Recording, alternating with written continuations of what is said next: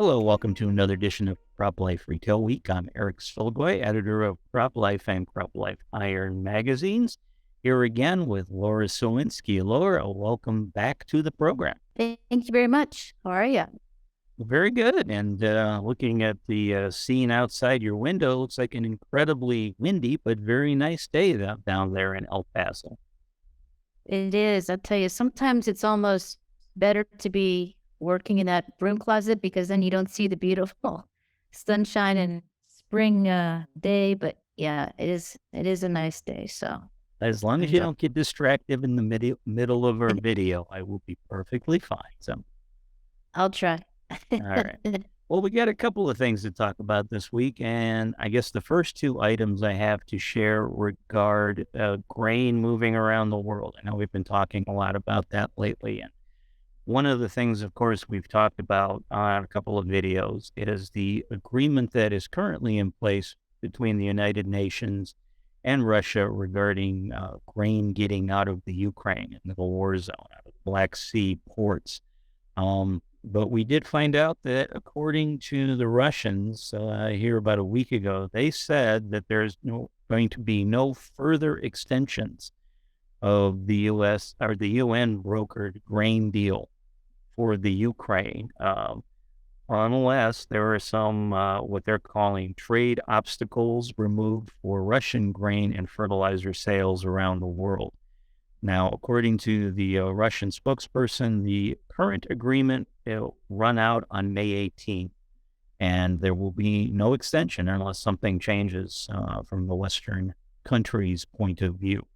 So, again, this could be bad news, Laura. Again, this agreement has kept grain moving out of the Ukraine, mostly to the Middle East. But it sounds like we're less than a month away when it actually might disappear, which could be bad.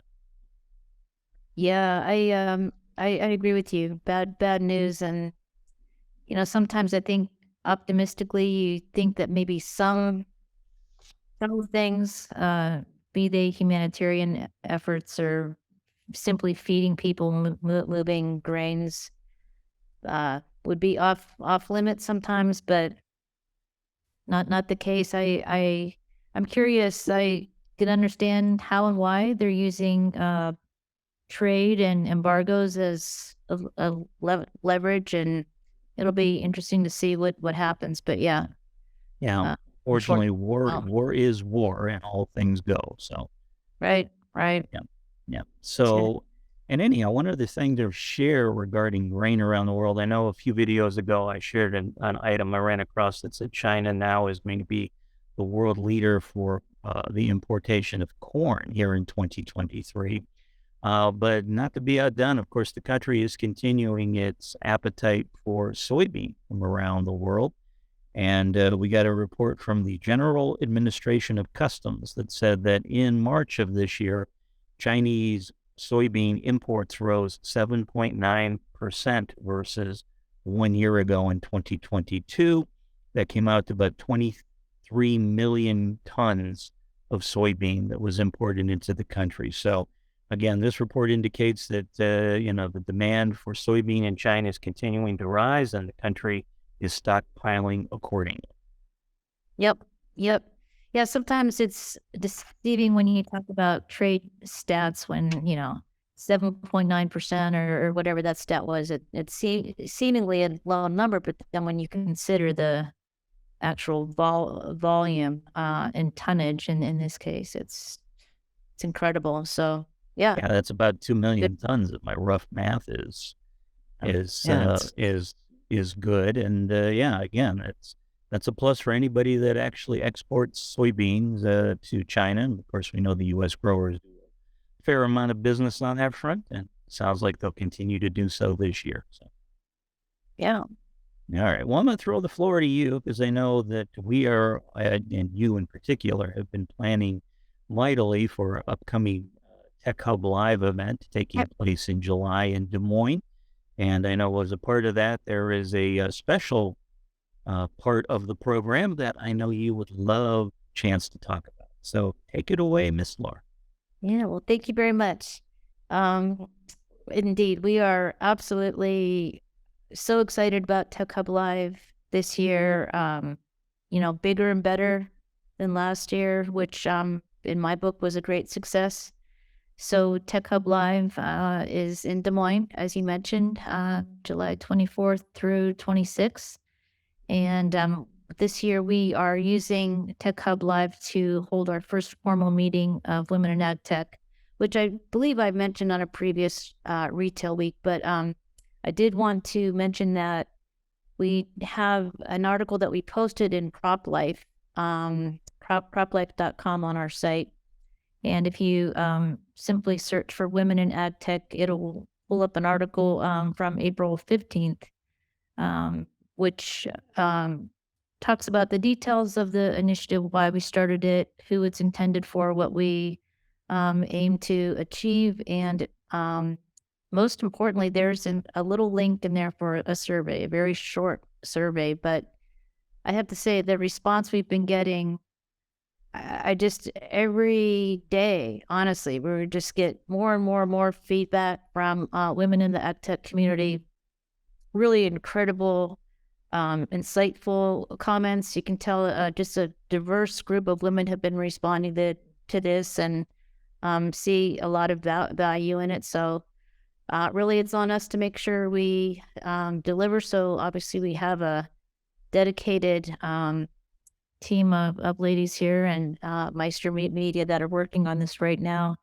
But we just today have likewise launched a Women in Ag Tech group on LinkedIn. So when you go to LinkedIn under groups, just search for Women in Ag Tech, and it's brand spanking new today. You can see the nice, beautiful logo that we have. So lots of progress coming together for Women in Ag Tech. We have a core group. We gave ourselves a fancy name. We're calling ourselves the Ambassadors, and this is just honestly a informal group of women that I initially started bouncing ideas off of, and wanted to make sure that I could kind of more formalize my interactions with them and get a quarterly meeting together and all that good stuff. So the ambassadors meeting, will have the first ambassador Zoom call next week as well. So lots of progress on that front.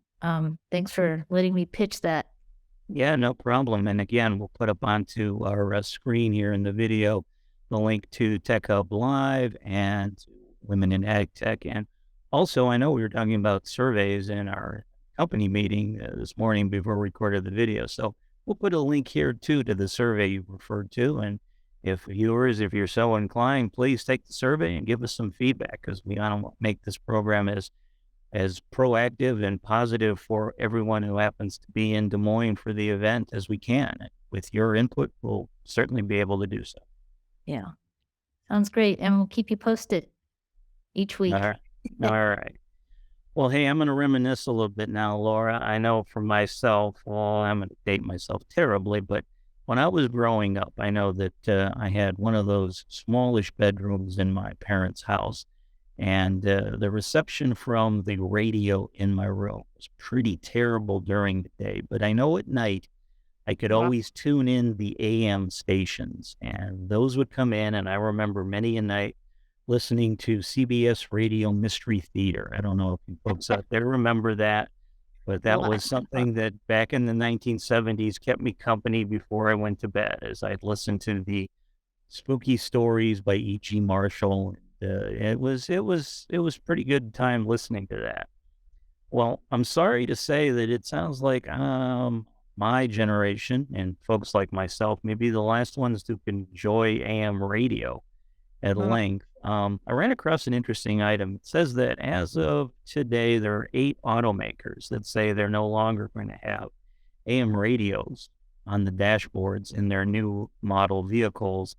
And this report specifically was calling out the fact that Ford has said that they're going to start discontinuing AM radio availability in a few of their models, including their 2023 Ford F-150 Lightning EV pickup trucks.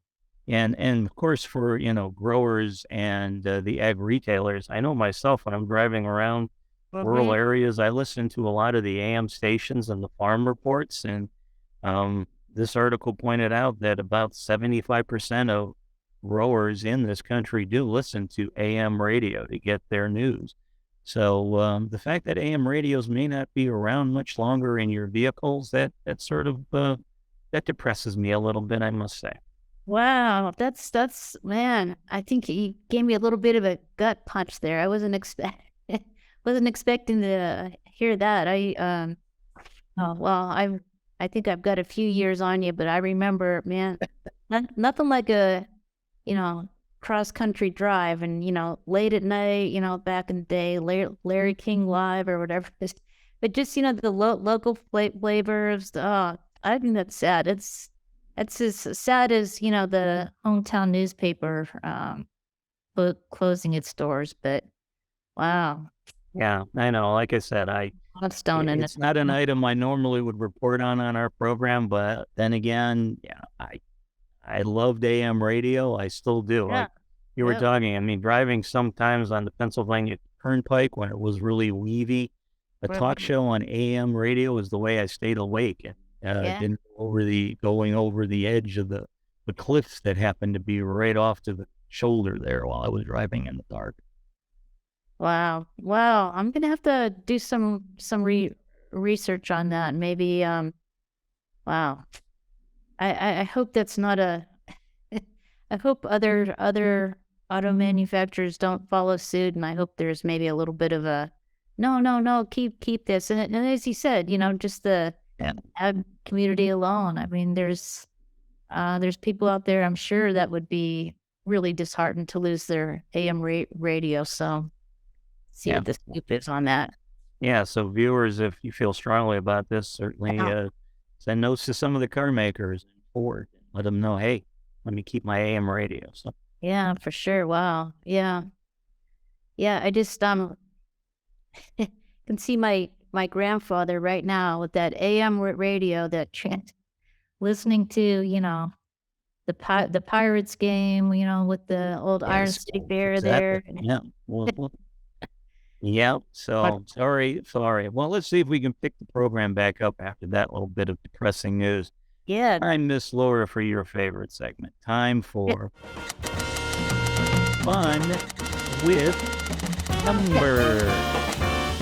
and it better be fun. Doggone it, Eric. I've got to break this streak. Yeah, I think I've lost every good thing that I wrapped up in the in the prior month. So what do you got today? Well, we'll see if we can get you back on the winning track. Again, this week it is a Right. negative number percentage for you. Okay. We have minus 21%.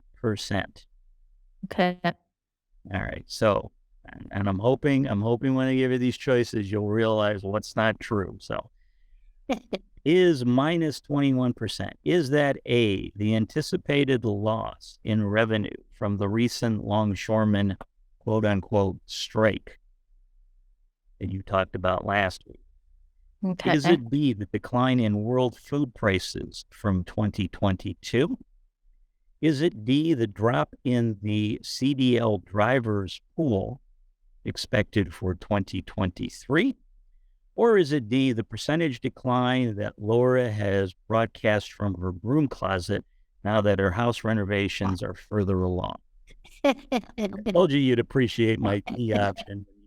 Did not blow your background. I always do. You never disappoint. Honestly, you're just right on the money. Keep in mind, I wrote this before I saw you come on without an unblurred background. So I was way ahead of the curve on this.